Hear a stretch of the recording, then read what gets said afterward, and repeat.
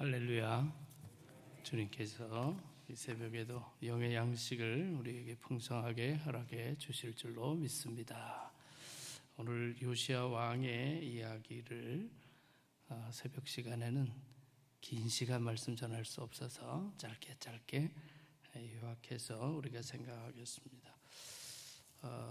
요시야 왕이 8살에 왕이 됩니다. 8살에 왕이 되고 오늘 본문에 보면 요시야 왕 18째 해에 그렇게 이야기합니다. 그러니까 왕이 26살이 되었을 때에 그 뜻이죠. 그렇게 해서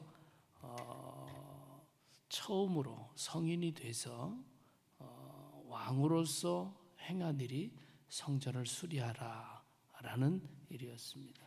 자, 이 요시야 왕의 행함이 우리에게 주는 메시지는 첫 번째로 성전을 사랑하라 라는 것입니다. 성전을 사랑하라. 성전에 관심을 가지고 성전에, 오늘 요시야 왕도 보면 무너진 곳을 고치게 했다. 하나님의 성전이 얼마나 중요한 곳인데 무너져 내리도록 관심 가지지라는 거예요. 왜냐하면 다들 우상 섬기고 있고 다 하나님보다 세상의 일에 취해 있으니까 하나님의 성전이 무너져 내려도 모르고 있었다는 것이죠. 그래서 요시야가 왕이 돼서 대제사장 hil기야가 어린 왕 8살의 왕이 된 이 요시야를 잘 믿음으로 돌보아드리죠.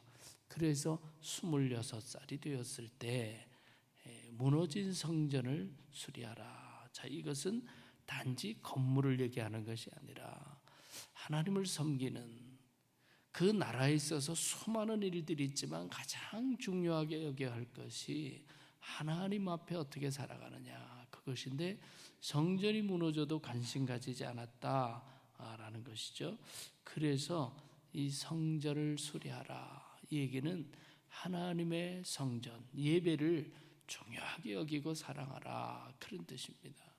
여러분, 우리가 믿음이 있으면 성전에 대한 관심을 가지게 됩니다. 다윗 왕이 얼마나 성전 짓기를 원했습니까?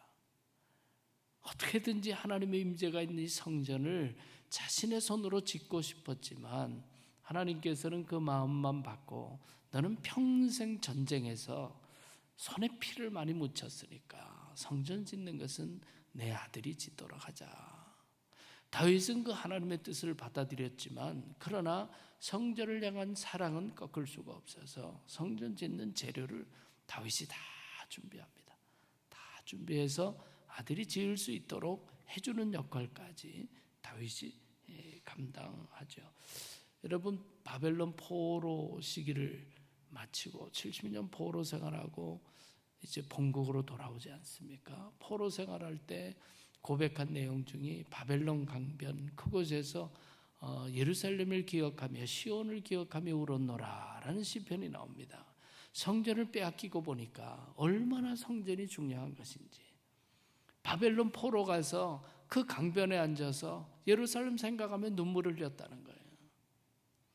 그러니까 다시 돌아올 때는 이제는 성전 중심으로 믿음 생활을 제대로 하겠다, 그렇게 결단했는데 막상 돌아와서는 내 집에 관심 가지고 내가 또 새롭게 정착한 곳에서 남들보다 앞서야 되고 뭐 이런 생각으로 하나님의 성전조차 제대로 짓지 않습니다. 그때 학개 선지자가 깨우치게 되는 말씀이 나오고 있는데, 학개서 1장 4절부터 6절에 보니까 이 성전이 황폐하였거늘 너희가 이때 판벽한 집에 거주하는 것이 옳으냐. 그러므로 이제 만군의 여호와가 이같이 말하노니 너희는 너희의 행위를 살필지니라.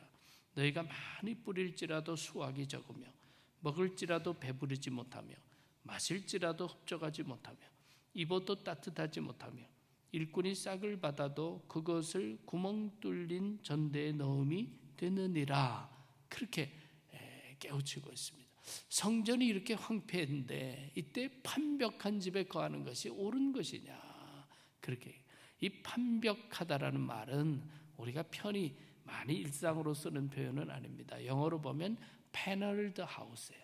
그러니까 그 고대 사회에 패널이라는 것이 무엇이고 손이 가서 만든 재료라는 의미인 것이죠. 성전은 그렇게 황폐되어 있는데 자기 집에는 고급 자료를 써서 그렇게 다 관심을 가지고 있는 것이 옳으냐, 그런 뜻입니다. 여러분, 우리가 북미 지역에 살고 있습니다만은 유럽에서 청교도들이 신앙의 자유를 찾아온 것이 북미 아닙니까? 그러나 남미는 어떻습니까? 금을 찾아왔어요. 그것이 북미와 남미의 차이를 얼마나 크게 만들어 놓았습니까?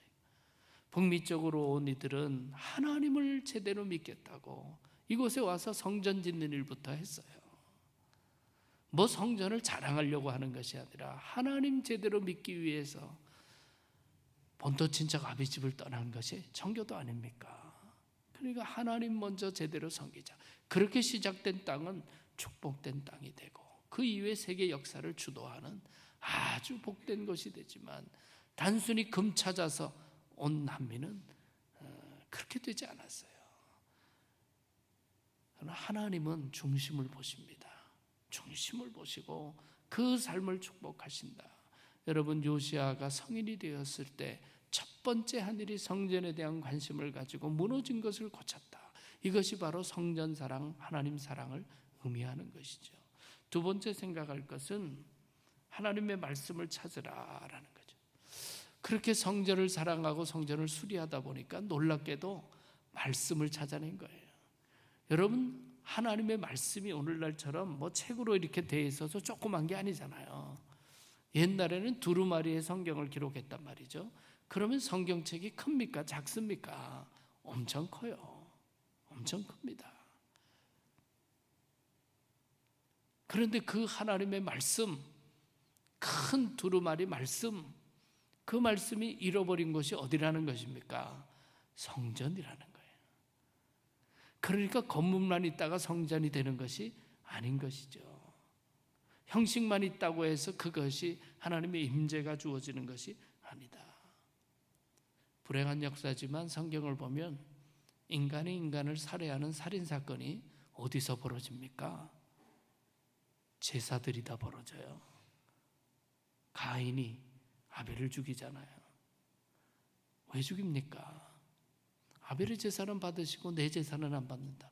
그것이 미움이 시작이 돼서 동생 아벨을 죽입니다. 그러니까 제사라는 형식만 했다고 해서 하나님 기뻐하시는 것이 아니라는 거예요. 예배당 건물만 있다고 해서 하나님께서 역사하는 것이 아니다. 바로 성전 안에서 예배가 잃어버릴 수 있고, 성전 안에서 하나님의 말씀이 사라질 수 있고, 성전 안에서 하나님 기뻐하시는 일들이 습관적으로 계속될 수 있다라는 것이죠. 뭐가 중요한 것이냐, 그걸 우리가 잊지 말아야 합니다. 어느 재밌는 이야기에 보니까 큰 그로서리에서 어느 부인이 이 그로서리를 많이 사서 봉투에 또 담고 다 했는데, 그거를 이제 차에 싣기 위해서 가는데 그 산 것을 떨어뜨리지 않기 위해서 신경 쓰고 막 그거를 어떻게 잘 가져갈까 그렇게 신경 쓰고 있는데, 뒤에서 직원이 막 카트를 밀고 따라오더라는 거예요. 여기 아기 버리고 갔네요. 그러더라는 이야기가 있어요. 그러니까 아기나 가족 먹는 그로서리 사는데 신경 쓰고 그러다 보니까 정작 아기는 놔두고 왔단 말이죠. 성전에서도 말씀이 사라질 수 있고요, 성전에서도 예배가 사라질 수 있습니다. 바로 우리의 중심이 바르게 세워져야 된다라는 것이죠. 여러분, 우리가 말씀을 잊어버린다고 해서 말씀이 사라집니까? 말씀은 절대로 사라지지 않아요. 그래서 오늘 요시아 왕이 옷을 찢으면서 우리의 조상들이 이 말씀대로 행하지 아니해서 우리가 이렇게 진노를 당하는 것이 아니냐, 이렇게 얘기합니다. 그러니까 말씀은 절대로 사라지지 않아요. 내가 잃어버린다고 해서 말씀이 사라지는 것 아니에요. 내가 말씀을 중요하게 여기지 않는다고 해서 말씀의 역사가 사라진 것이 아니에요. 그러니까 그 말씀이 축복이 되는 것이 아니라 심판이 된다, 그런 뜻이죠. 여러분, 종교개혁이 무엇입니까? 루터가 캐톨릭의 그 어마어마한 번성과 온 세계 정치까지 장악하는 그 권력에 취해 있을 때 루터가 하나님의 말씀을 보면 볼수록 지금 잘못 가고 있는 거거든요. 그래서 비텐베르크의 95개 조항, 우리가 지금 잘못 믿고 있다, 하나님의 뜻이 이것이 아니다, 갖다 붙인 거예요. 그것이 도화선이 돼서 개신교가 시작이 됩니다. 전통이 아니라, 교황이라는 인간이 아니라 하나님의 말씀이 중심이 되어야 된다. 그것이 루터의 종교개혁. 프라하에 가면 체코의 영웅이 얀 후스라는 사람입니다. 루터 종교개혁, 루터에게 가장 큰 영향을 끼친 사람이 이 얀 후스라는 사제였는데, 체코 사람입니다. 루터 종교교육보다 100년 전에 그는 화형을 당했습니다. 루터가 주장한 대로 말씀이 중심이 되어야 된다는 것을 주장하다가 화형당했습니다. 야누스가 그것을 주장한 이유는 다른 것이 아니에요. 이렇게 산업화 같은 것도 일어나고 도시로 사람들이 이주하고 하면서 젊은이들이 몸을 파는 여인들에게 막 끌려 들어갑니다. 이전에는 없던 그런 죄악의 역사들이 시작된 거죠. 야누스라는 사제가 보니까, 여러분 옛날에는요 캐톨릭이 자기 나라 말로 예배를 드리지 않았어요. 미사를 드리지 않았어요. 라틴 말로 다 드렸습니다. 1969년까지 캐톨릭은 라틴 말로 미사를 드렸어요. 자기 나라 말로 드린 거 아니에요. 그러니까 사제들만 드린 거예요. 일반인들은 알아듣지도 못하는 말로 그냥 멋있게 미사를 드렸습니다. 야누스가 이렇게 해서는 젊은이들이 죄악에 빠져가는 것을 붙들어 건져낼 수가 없다. 그래서 체코말로 우리 개신교처럼 설교하기 시작해요. 근데 이게 교황청하고 뜻이 어긋나는 거죠. 자기 나라 말로 설교하지 마라. 라틴 말로 미사를 집전하라. 이게 교황청의 지시입니다. 근데 야누스는 그걸 거부해요. 왜냐하면 알아듣지도 못하는 종교적인 분위기만 내가지고는 죄악에 끌려가는 젊은이들을 붙들어 줄 수 없다. 그래서 말씀을 전하기 시작합니다. 체코말로 전하기 시작. 그래서 체코의 영웅이에요. 체코의 영웅이 야누스가 된 거죠. 바로 그것 때문에 그는 화형당합니다. 여러분 어떻게 생각하면 화형을 처하겠다고 하면 내가 좀 더 기다려보자. 시대가 좀 바뀌겠지. 그러지 않겠습니까? 근데 야누스는 타협하지 않았어요. 성전에서 예배에서 말씀이 사라지는 것은 죽는 거와 마찬가지다는 거예요. 수많은 영혼들을 지켜낼 수가 없다. 그래서 그는 화형당하는 자리까지 가면서도 하나님의 말씀을 포기하지 않았습니다. 우리들의 삶에 있어서 성전 안에서도 성경이 사라질 수 있다. 이 사실을 기억하고 말씀 중심의 삶을 살고 말씀 중심으로 살아가는 우리 모두가 될 수 있기를 주님의 이름으로 축원합니다. 세 번째는 회개하라라는 거죠. 회개하라. 여러분 회개는 정말 인간이 너무나 못나서 남들보다 부족해서 또 엄청난 죄를 져서 하는 것이 아니에요. 우리 신앙인의 기본 생활이 회개입니다. 왜냐하면 우리의 신앙생활의 기준은 하나님의 뜻이거든요.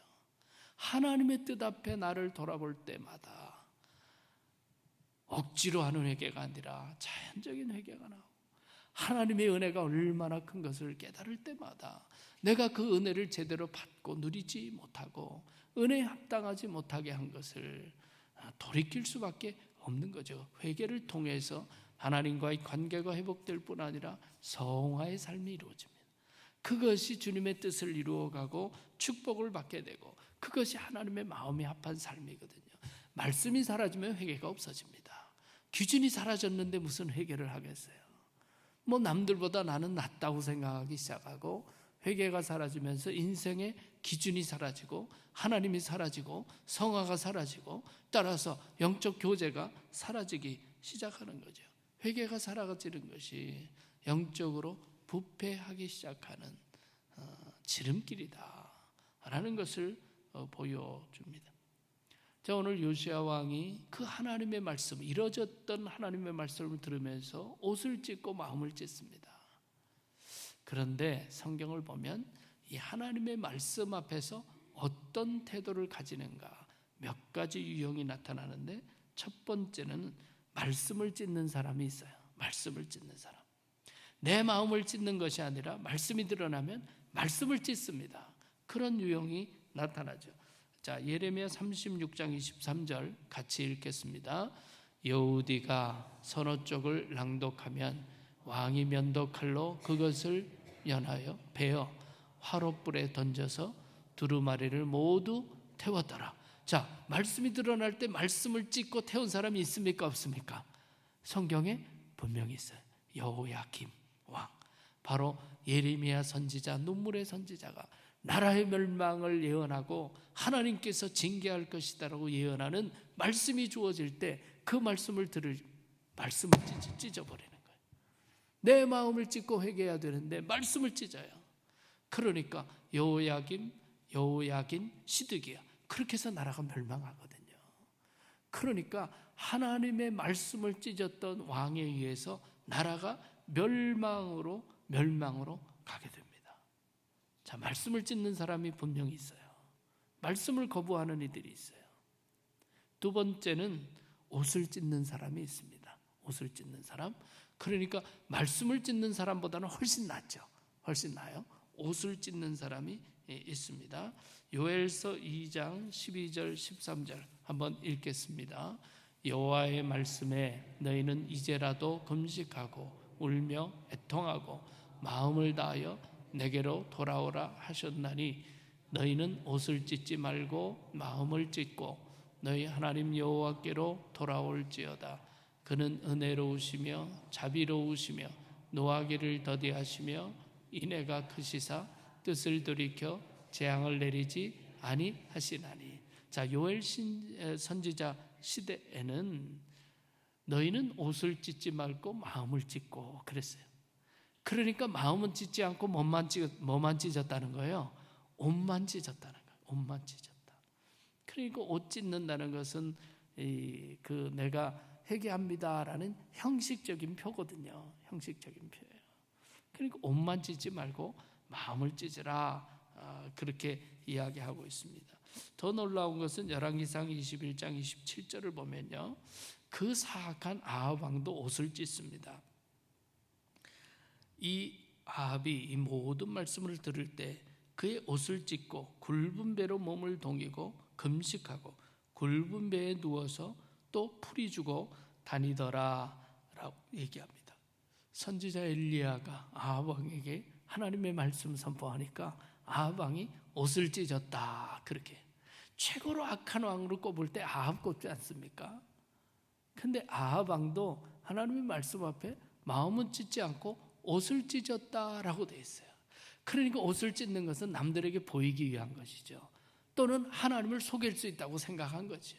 하나님은 옷을 보는 것이 아니라 중심을 보지 않습니까?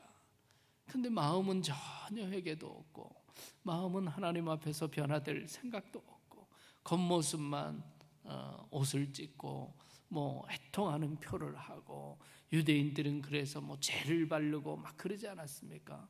나는 거룩한 사람이라는 걸 보이기 위해서 죄를 보이고 그런 모습을 가졌던 것이죠. 바로 마음은 찢지 않고 옷만 찢는 유형이 있다라는 거예요. 자, 세 번째는 마음을 찢는 사람이 있죠. 바로 오늘 본문에 보면 분명히 마음을 찢고 있습니다. 19절에 내가 이곳과 그 주민에게 대하여 빈터가 되고 저주가 되리라 한 말을 내가 듣고 마음이 부드러워져서 여호와 곧 내 앞에서 겸비하여 옷을 찢고 통곡하였으므로 나도 내 말을 들었노라 여호와가 말하였느니라. 11절에 요시야 왕이 옷을 찢습니다. 그리고 19절에 또 이 말이 반복되면서 여호와 하나님이 마음을 찢는 너를 들었다라고 기록하고 있습니다. 그래서 그가 선왕이 되는 거예요. 왕이 마음을 찢으니까 나라가 바로 서는 것이죠. 우리가 아는 것처럼 유대 나라는 북왕국 이스라엘과 남왕국 유다, 그렇게 나누어지게 되죠. 솔로몬 이후에 나라가 갈라지게 됩니다. 그런데 북왕국에는요 20명의 왕이 있었습니다마는 성경에 선한 왕이 한 명도 없습니다. 단 한 명도 없습니다. 북왕국에는 수명의 왕이 다 거랑했어요. 그래서 남왕국 유다보다 상당히 일찍 멸망해요. 일찍 멸망합니다. 150년 정도 더 일찍 멸망하게 돼요. 왜냐하면 북왕국은 처음부터 여호와 하나님, 예루살렘 성전 중심으로 시작하지 않았기 때문이에요. 그러니까 처음부터 우상 만들어 섬겼거든요. 선한 왕이 하나도 없습니다. 남왕국은 19명의 왕이 있었는데 다윗이나 히스기야나 요새와 같은 선왕들이 있었습니다. 바로 이들이 하나님 중심, 말씀 중심으로 나라를 다스릴 때 나라가 새로워지고 나라가 축복을 받고 그렇게 된 것이죠. 바로 이 요시야 왕이 하나님의 말씀이 잃어버렸다가 다시 찾게 될 때 말씀 앞에서 옷을 찢고 마음을 찢습니다. 그런 왕을 하나님이 들었다라고 기록하고 그것이 나라의 축복으로 이어지는 것이죠. 내가 회개하면 교회가 살아나고, 내가 회개하면 가정과 자녀가 살아나고, 내가 회개하면 내 나라 민족이 새로워지는 것입니다. 그것이 하나님께서 기뻐하시는 것이죠. 성전에서도 말씀이 잃어버려질 수 있다.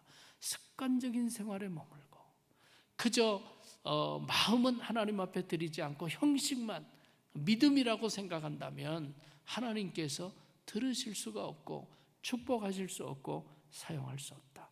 과연 나는 말씀을 찢는 형인가? 옷만 찢는 형인가? 마음을 찢는 형인가?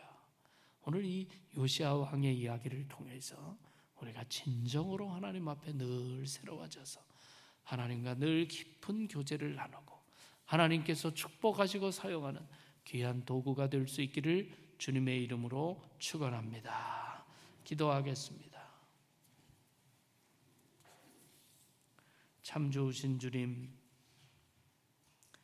요시야 왕이 성인이 되어서 처음으로 무너졌던 성전을 다시 세우는 성전사랑, 하나님의 사랑을 이룬 것처럼 우리들의 중심이 여호와 하나님을 사랑함으로 말미암아 하나님의 마음에 합한 자가 될 수 있게 하여 주시옵소서. 성전에서도 하나님의 말씀이 잃어버려질 수 있음을 겸허하게 기억하고 우리의 형식적인 삶을 내려놓고 하나님의 말씀 중심, 진리 중심, 하나님 중심으로 우리의 믿음이 회복되게 하여 주시옵소서. 하나님의 말씀 앞에 언제나 말씀을 찢거나 옷만 찢는 자가 아니라 우리의 마음이 새로워져서 하나님과 영적 교제가 깊어지고 하나님 마음에 합한 자로 하나님께서 들어 사용하는 귀한 믿음의 사람들이 다 되게 하여 주시옵소서. 내가 새로워짐으로 말미암아 교회가 새로워지고, 내가 새로워짐으로 말미암아 가정과 자녀들이 새로워지고, 내가 새로워짐으로 말미암아 나라와 민족이 새로워질 수 있는 아름다운 역사가 이루어지게 하여 주시옵소서. 오늘도 영의 양식 허락해 주셨사오니 이 말씀 받고 영적으로 승리하게 하시고 누구를 만나든지 무엇을 하든지 주님의 영광 드러내는 하루가 되게 하여 주시옵소서. 모든 영광 주님께 올려드리오며 예수 그리스도 이름으로 기도하옵나이다. 아멘.